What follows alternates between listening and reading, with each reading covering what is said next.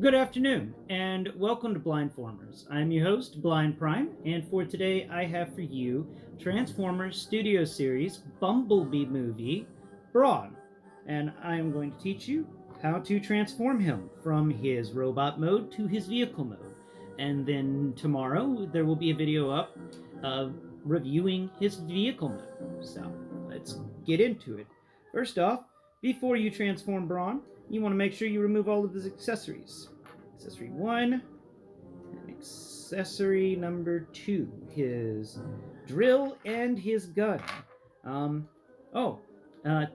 Funny enough, I didn't know this whenever I was starting this 3-video series on Brawn, that Chris McFeely, the guy who does the basics on Transformers, is actually posted a video today on the basics on Brawn.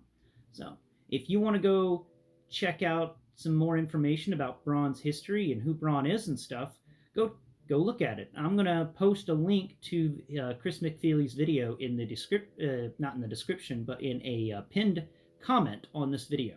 So look forward to that, and I'm going to pin Chris McFeely's video to all 3 of my videos on Brawn. All right, let's get into this. So to transform Brawn, you want to first take your left hand and thumb and forefinger, or thumb and middle finger, whichever one you want, put them on Brawn's chest, right below his head. So in this big chest area that pops out a tiny smidge. And then on his backpack, you want to, or his back area, put your right hand thumb and forefinger right there, and put the fingers on either side of this ridge that will run up on either side of his body. So on the right hand side, there's a ridge that goes from his waist all the way up to his armpit, and on the left it's the same. So just make sure you're not touching that ridge, but on either side of that ridge.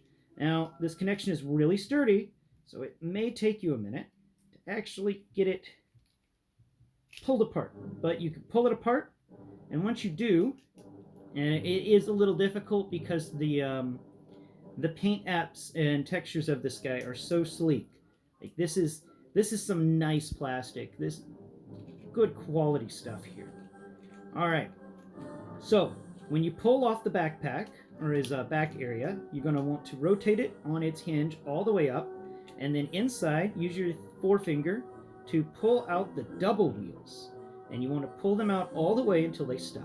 Now you can feel there is a siege port peg, or a siege port below these wheels, now facing kind of down towards the ground if you have the top area that you just unfolded facing towards your ceiling. Now you want to take that with your finger and you want to rotate that siege port around. You need to rotate it so that it points away forward, so off the road. So a 90-degree rotation there. You're going to rotate the wheels out and then rotate them around 90 degrees so that the siege port faces outwards. Okay, I wanted to make sure that was clear because that is a part that you can overlook pretty easily. Next up, we're going to take the arms and we want to fold them into the body at the shoulder. So this small shoulder hinge area gets folded into the body. Now, before you begin that, you want to make sure that you have the arm rotated correctly. Now, you want to feel around on the arm and you'll find that there is a siege port peg, but it's not a siege peg, it's actually tinier. That's why I didn't mention it in my review video. So you want to make sure you find that with your finger. It's on one side of the wrist, and when you rotate the arm in on the folded hinge of the shoulder, so that the entire length of the arm will fit into this big negative zone that you uncovered when you unfolded the backpack. You want to make sure that that siege peg fits right.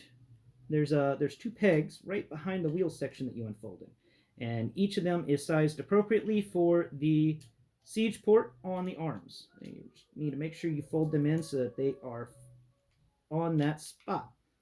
Both of them now. Get that treatment. There we go.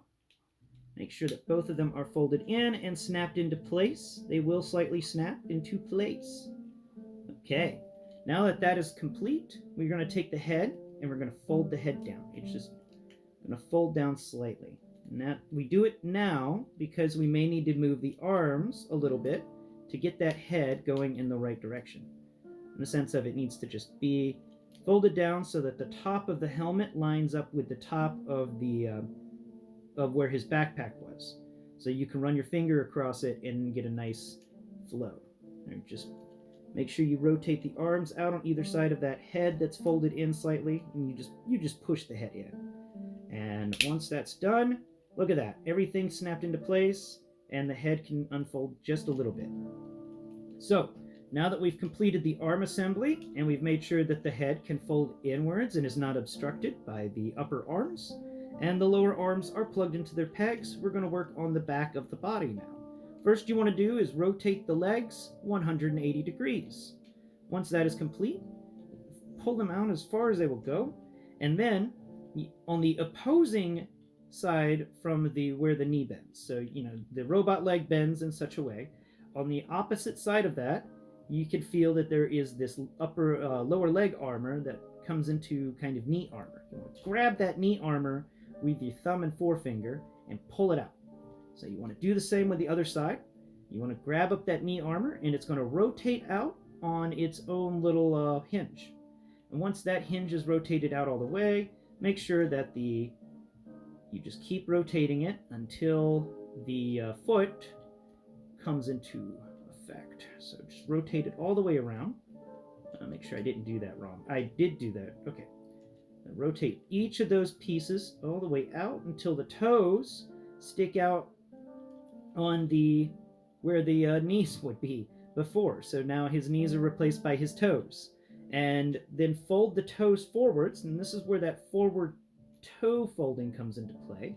And if you feel on the leg, you feel like there's a kind of a siege peg there of some sort. Well, when you fold these toes down, they're going to fold over that and snap into place. It's going to make his legs pretty sturdy. It's going to make them nice and sturdy. And once those things are done, you then want to turn the legs each 90 degrees so that the toe that you folded over is facing out away.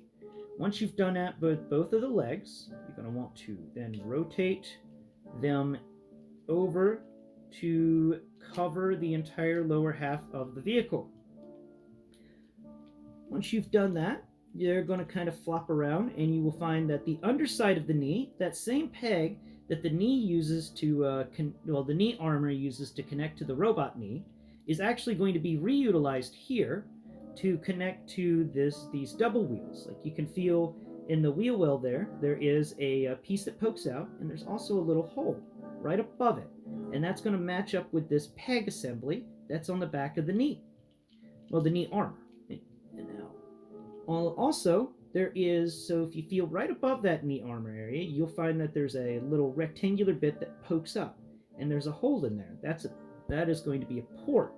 And if you feel on the underside of this front armor, which feels like a windshield, right above these double wheels, you feel in there with your finger, you can find that there is a rectangular peg slightly sticking out. And you're going to want to line this up with that peg. Once you do that, it will snap into place quite amazingly well. And what it is it's a double peg action. So you got one peg holding it from one direction, and then the other peg holding it from the other.